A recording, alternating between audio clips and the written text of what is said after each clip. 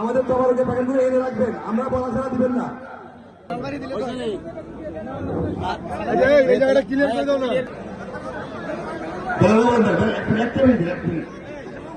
উপস্থিতি এ পর্যায়ে বক্তব্য রাখবেন আজকের অনুষ্ঠানের সম্মানিত বিশেষ অতিথি ছাগলাইয়া কৃতি সন্তান ছাত্র সমাজ।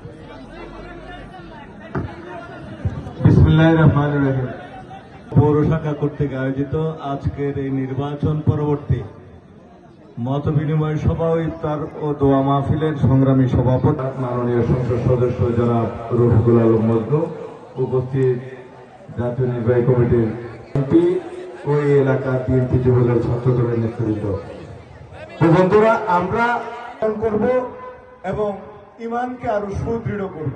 সেই ইমানের সহিত পশ্চিম থানার ভারপ্রাপ্ত পুলিশ কর্মকর্তা জেলা বিএনপি যুগ্ম আহ্বায়ক গাজী হাবিবুল্লাহ মানিক সিংহের পক্ষ থেকে আন্তরিক শুভেচ্ছা এবং ধন্যবাদ জানাই।